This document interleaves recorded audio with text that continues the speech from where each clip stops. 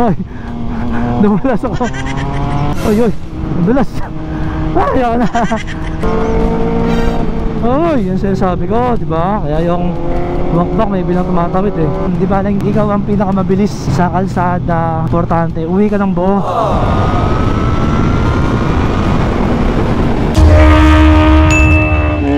Ayun, excited ako ngayon mga katingin kasi ito gagamitin natin yun. 2024 Triumph Trident 660. Yung kasama natin si Loreto Moto, naka MT-09. And check nyo rin yung channel niya, Loreto Moto. Siya yung leader ng Weekday Warriors. Siya yung pasimuno pasimuno ng mga bakbakan dito sa Marilake. Ayun, lupit ng exhaust natin ha.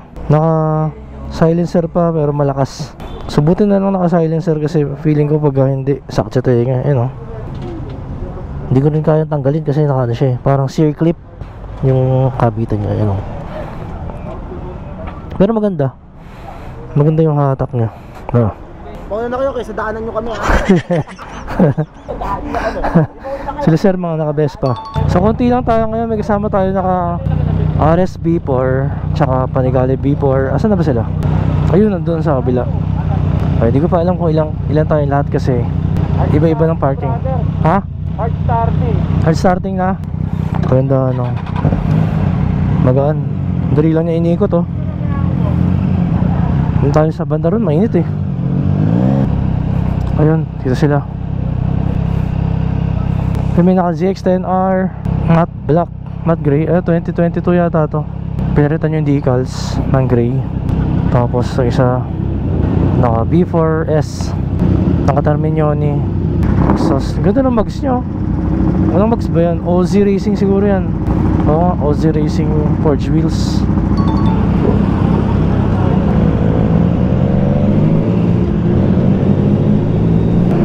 So konti lang riders ngayon, Friday. Kasi bumagyo, bumabagyo ba? Panay ang ulan, oh, may bagyo yata na nakaraan. Panay ang ulan nung Monday to Friday, Monday to Thursday, kaya ngayon lang tayo nag-ride.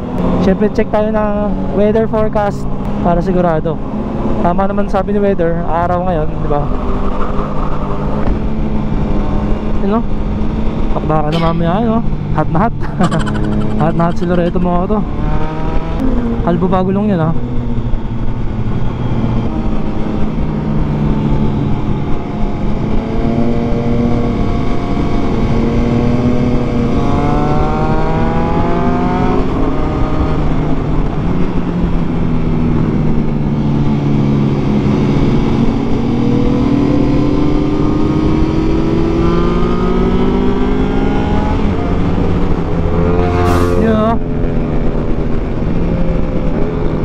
Tayo bilang may mga tumatawid dito, may U-turn. Oh, yan sinasabi ko, diba? Kaya yung walkback may bilang tumatawid eh.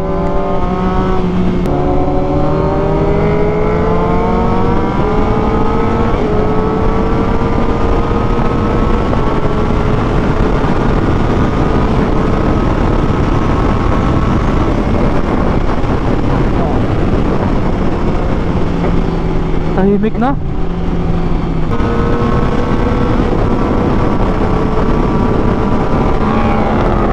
Ayan, RSB4.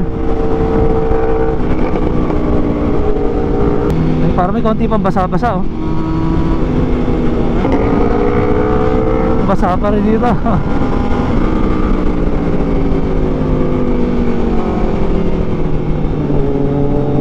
Ayan, basa. Umulang kagabi dito, mga kanina madaling araw. Yung mga part ng tinaarawan, yun yung mas nakakatakot eh. Ito yung basa eh.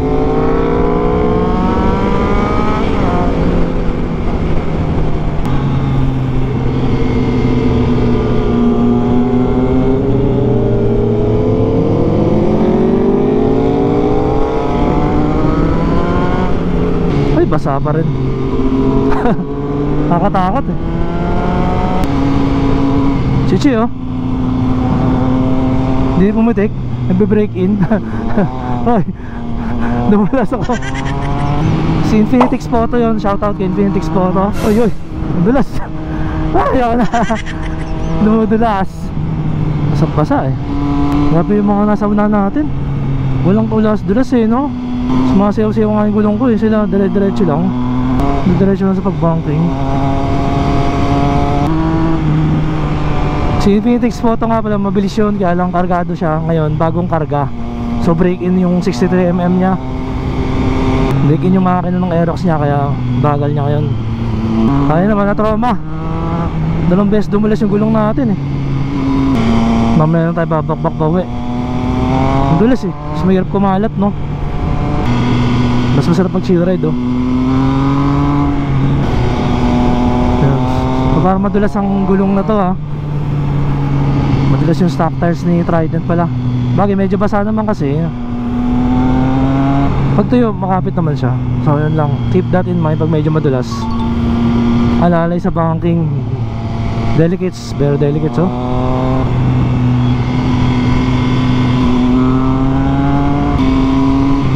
Hoy.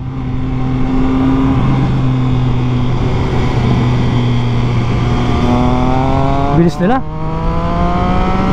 Ayokong hapulin dahil delicates eh.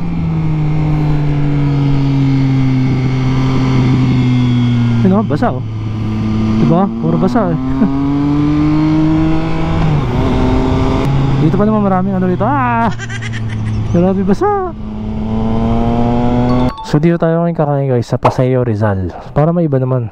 Request ni Sir na naka-RSB4. Dito naman daw tayo. Si Don Robert. So later na lang guys. So ilan kami? 5 lang tayo. And so kagaya pa rin ng dati, mauna na tayo umuwi sa kanila dahil meron tayong appointment sa Imprint Customs Pictorial. Ayun, kukuha tayo ng mga allocation natin, mga jerseys. Ito ko sarapan ng naka lightweight big bike.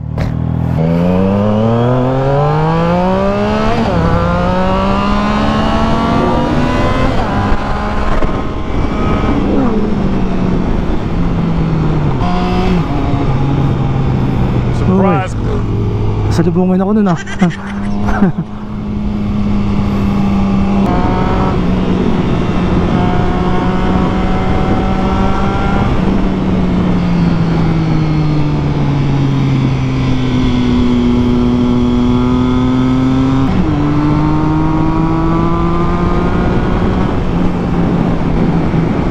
So gumanda na yung weather. Ilang araw kasi pa na yung ulan. Ngayon bakbak tayo konti.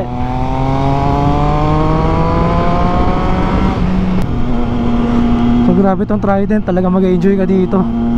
Actually ako, nag-enjoy talaga ako sa kanya. Hindi ko ma-explain pero mas nag-enjoy ako dito kaysa kay CB 650R. Sure dahil yung torque nito, maagang lumalabas yung torque. Unlike sa CB, mas matagal yung torque eh. Tapos less vibration pa siya. Hindi siya masyado ma-vibrate. Parang cross plane. Character niya same na same kay XSR 900 and MT-09 with lesser torque. Pero dahil nga 3 cylinder siya, mas malakas yung torque niya compared kay CB650R na inline 4. Mag-aantay ka kasi sa inline 4, mag-aantay ka sa torque niya. Simula sa gitna ng rev range, doon pa lang siya hahatak. Mga 7K, 6K. Ito 4K pala meron na eh.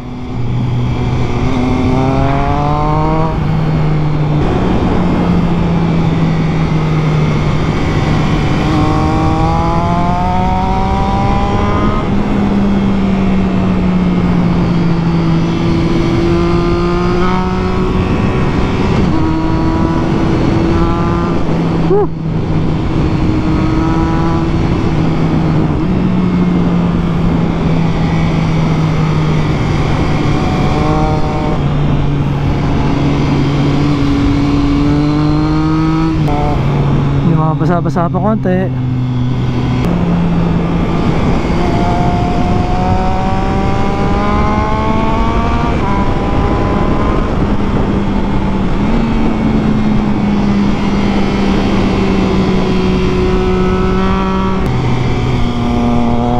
Basa.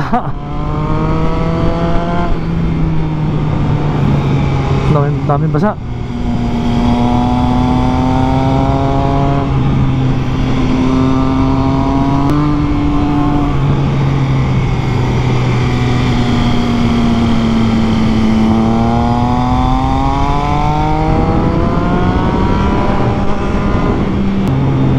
Hiyat na naka bar end mirror.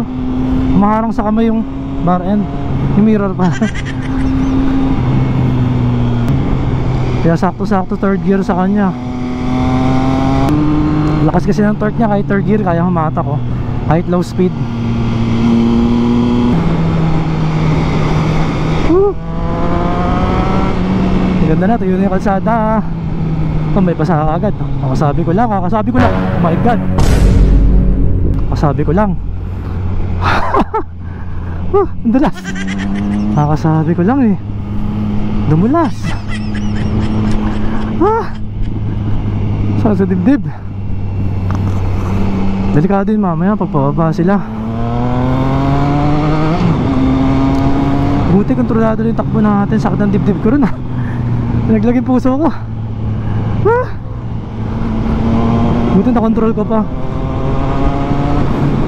Buti talaga sakto lang yung speed ko.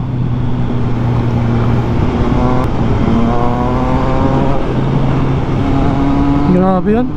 Kaya talaga dapat tandaan, di ba lang hindi ikaw ang pinakamabilis sa kalsada. Importante, uwi ka ng buo. Di ba? Kahit paano, enjoy the ride. Lahat naman tayo mayroong skill, pero importante makauwi ka ng buo sa inyo. Ngayon, hingal pa rin ako doon sa pagdulas ko. Ay napapreno pa naman ako kanina kasi kurbada eh, hindi ka pwedeng hindi pumreno doon. Sakto sa braking point yung tubig na may buha-buhangin kanina, tsaka graba.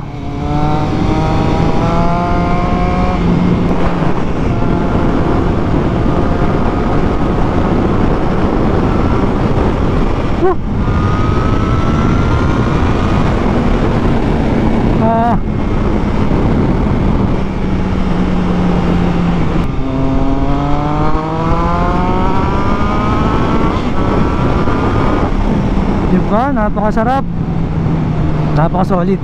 So para sa akin, this is the most underrated big bike sa lahat ng mga masasarap gamitin. Kailangan matry mo siya eh.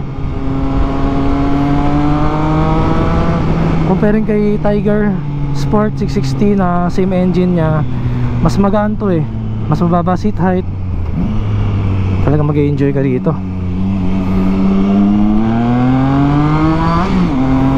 Talagang may character yung triple cylinder.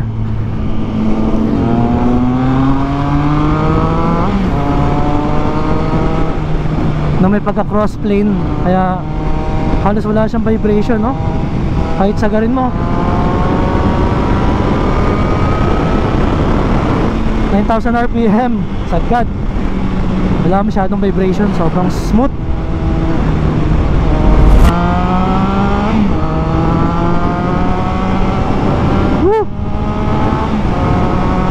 Grabe yung engine niya, parang Crossplane 3 na wala masyadong vibration. Hawig sa MT-09 and XSR 900, triple cylinder, and solid build quality. Ang nakikita ko lang na disadvantage pa sa kanya is yung clutch niya matigas. Comparing sa mga MT-09, mas matigas yung clutch nito. Pero kasi pag mas malakas yung engine mo, mas malakas yung torque, syempre mas matigas yung clutch spring. So most probably yun yung ginawa nila. And ganda ng kanyang arangkada, para siyang may launch control, oh. So nakikita ko ng disadvantage sa kanya is yung pang resale value. Pero everything lamang na lamang siya kay CB650R. Try natin yung launch control.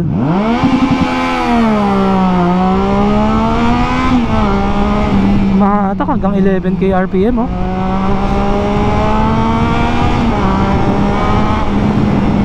So napaka-solid ng performance niya talaga eh. So using them back to back, yung CB650R and itong Trident 660, masasabi ko lang talaga na lamang sa maraming aspect itong si Trident. Kaya para sa akin, hindi ko alam, mas gusto ko talaga to. Mas lahat ng requirement ko sa isang motor nandito eh. So mas nag-enjoy ako dito.